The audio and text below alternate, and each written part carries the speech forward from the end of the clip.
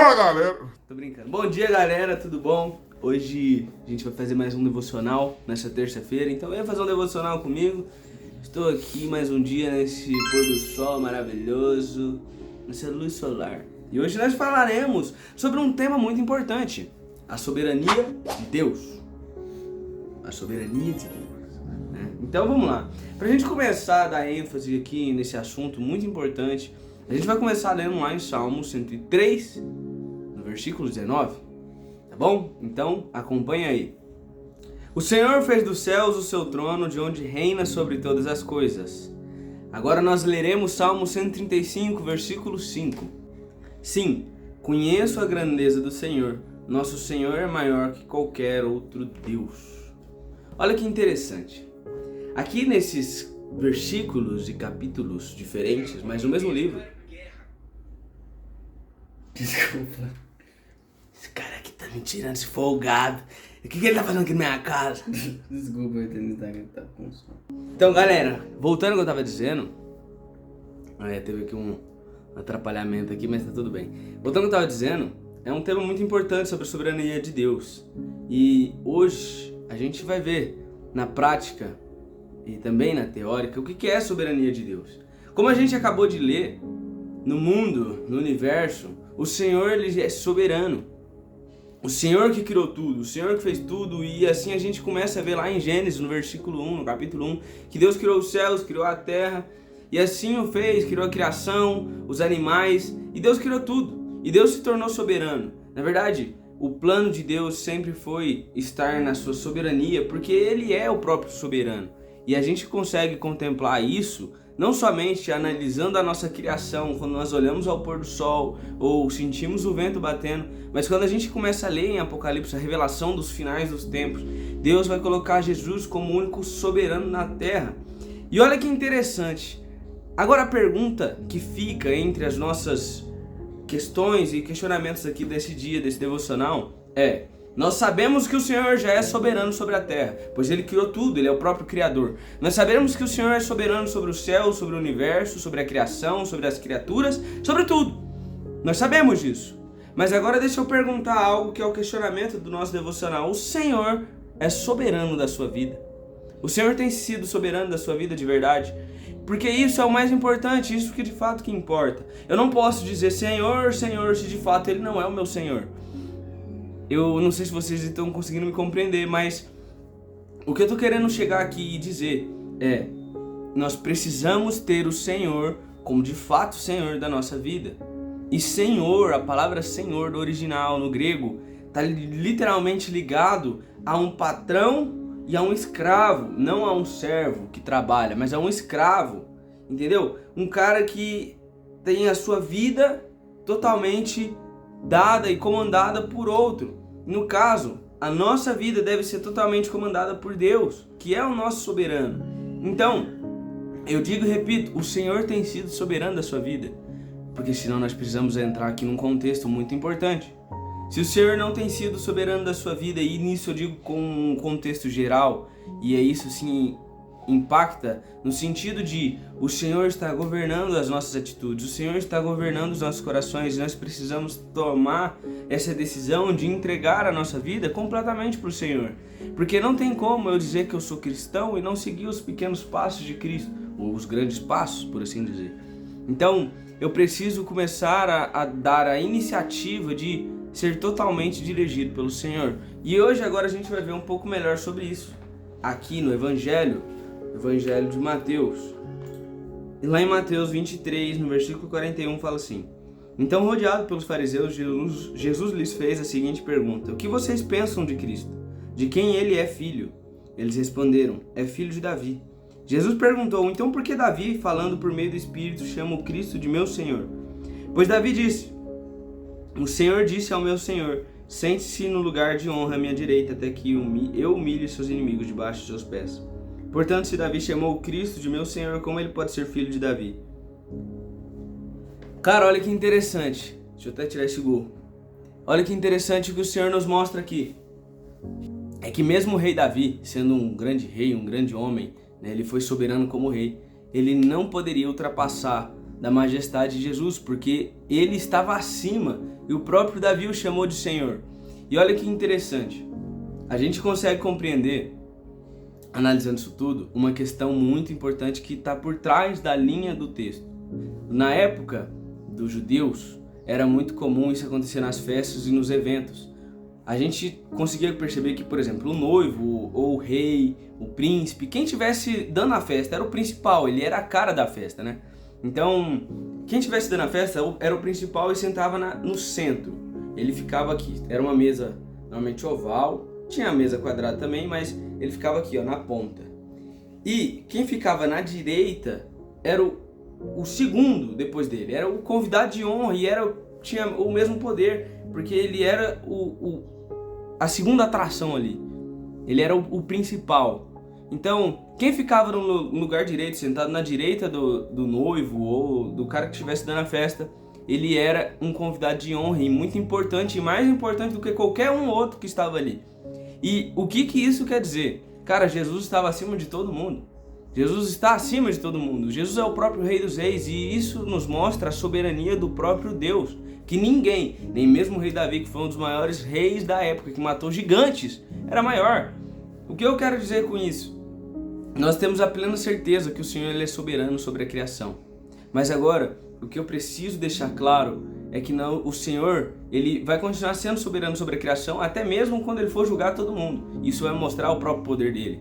Mas agora o que eu quero enfatizar aqui, o Senhor tem sido soberano das nossas vidas. Isso é o mais importante. Porque se o Senhor não tem sido soberano das nossas vidas, nós precisamos mudar tudo. Não faz mais sentido de nada. Se eu não estou sendo um pequeno Cristo, um cristão de fato, seguindo os passos de Jesus, está tudo errado. E a soberania do Senhor, ela exige uma entrega, um cuidado na parte de entregar-se ao Senhor, o coração completamente, a renúncia. Lá em Lucas, no capítulo 9, no verso 23, Jesus mostra que é a importância da renúncia. E uma renúncia não é no dia que você aceita Jesus, levanta sua mão e fala assim: nossa, eu quero aceitar Jesus como Senhor e Salvador, mas é renunciar todos os dias e continuar o aceitando como único Senhor e Salvador. Entendeu? Então a renúncia ela precisa ser diária, ela precisa ser persistente. Nós precisamos continuar renunciando, porque senão o Senhor não vai conseguir se encontrar conosco. Não tem como o Senhor ser soberano e Senhor da nossa vida se eu não me entrego como um escravo. E isso é muito importante, e não só pelo fato de que isso nos livrará da condenação eterna, mas também porque, vamos ser bem sinceros, quem é nós na fila do pão? Você mesmo, você como um ser humano, um cidadão aí brasileiro ou não, você consegue hoje apontar como vai ser seu amanhã? Não consegue, cara.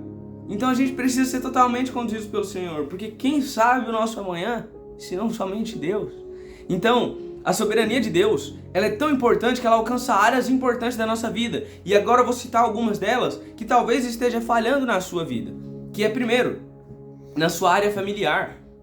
Que se o Senhor for soberano na sua área familiar, vai acontecer de fato o que Paulo declara lá eu não lembro agora o Evangelho, eu não lembro se está em Atos, eu não lembro em qual carta que está, mas eu vou deixar aqui, passando, mas está no Novo Evangelho, que fala sobre você e sua casa será salvo. E cara, quem entrega a sua família nas mãos do Senhor, tem uma família salva, tem um casamento salvo, tem os seus filhos salvos. E eu não estou falando só de salvação, mas eu estou falando de paz na casa. Sabe, se a gente tem aqui homens e mulheres de Deus que oram pela sua família, a gente vê uma família próspera, e não só próspera em dinheiro, financeiro, falando próspera em paz, sabe? A gente não vê uma guerra no lar, e é isso que a gente precisa declarar sobre as nossas famílias. E para que isso aconteça, o Senhor precisa ser soberano. O Senhor precisa ser soberano de cada área da sua vida, e da minha também. O que eu estou querendo dizer é, analise hoje os pontos da sua vida. Coloque Esqueci a palavra, mano. Onde é que eu tô? Coloque em prova! Lembrei, coloque em prova. Coloque em prova hoje cada área da sua vida.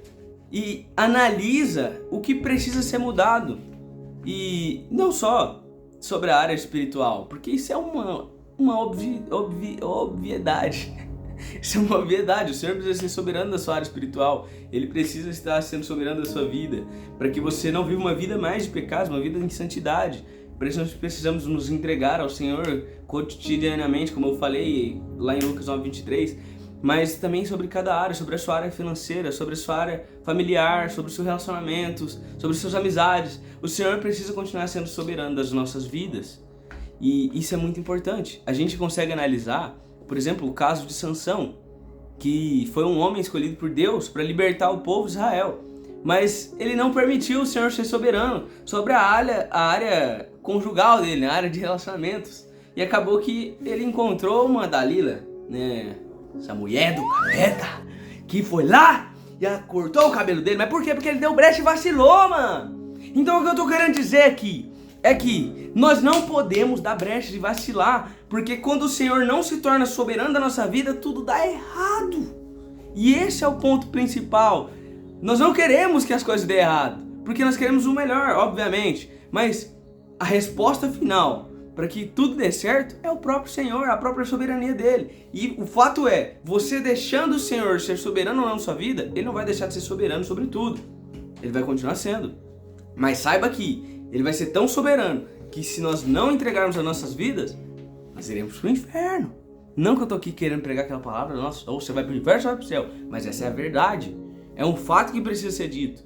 Agora o que eu quero dizer e enfatizar novamente é: nós precisamos fazer de fato o que fala lá em 2 Coríntios 6,14. Não é 2 Coríntios 6,14. É 7... Não lembro. Vai aparecer também aí. Se eu não lembro se tem Deuteronômio ou se está em Coríntios. Coríntios não. 2 Crônicos. Crônicos. Livro de Crônicas. É isso aí. Então, vai aparecer na tela aí, tá? Se meu povo, que me chama pelo meu nome, se humilhar, né, se entregar, o Senhor vai sarar e curar a terra. Então, nós precisamos nos humilhar. E humilhar no sentido, às vezes, por exemplo, você está querendo tacar pedra no seu amigo. Você não vai tacar pedra no seu amigo. Você vai ser como Jesus. Vai permitir que o Senhor seja soberano sobre a sua vida e molde o seu coração. Ou, às vezes, você vai ficar, nossa, vou querer jogar minha esposa de um prédio, porque ela não para de me atentar. Eu não vou jogar minha esposa de um prédio, porque eu tenho que deixar o Senhor ser soberano na minha vida e ser como Jesus e amar a esposa como Cristo amou a igreja. Agora eu quero, nossa, tô cheio de desejos de tomar uma bebidinha. Que antes eu bebia demais, era alcoólatra, agora eu tô com uma vontade, sabe, uma vontadinha. Aí eu vou falar o quê? Não posso. Por quê? Porque o Senhor tem que ser soberano sobre a minha vida. E às vezes você vai querer fazer o quê? Você vai querer ficar com uma outra mulher mesmo sendo casado. Isso acontece. Mas aí você vai ficar? Não vai. Por quê? Porque você não vai permitir que o Senhor não seja soberano sobre a sua vida e não molde seu coração. Na verdade, você precisa renunciar a si mesmo, como nós comentamos. Então, o que eu quero ser bem direto aqui é: nós precisamos continuar nos limpando todos os dias e reconhecer que o Senhor é soberano. E para que nós reconhecemos, nós precisamos resgatar o temor. Então, eu convido você a voltar a orar sobre temor e tremor diante de Deus.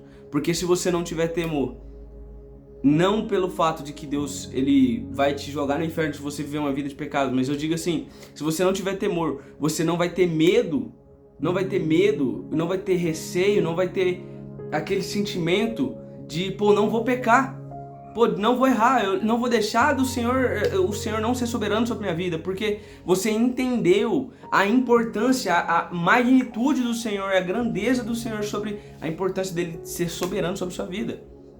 E eu quero que você entenda isso hoje, que o Senhor deve ser soberano sobre as nossas vidas, a ponto de nós entregarmos tudo e não ter mais nada que impeça. Então, quebre hoje os ídolos e os altares, as nossas próprias estruturas que nós mesmos criamos, que, sabe, é como uma barreira que impede o acesso à graça do Senhor. Que o Senhor está aqui e você está aqui.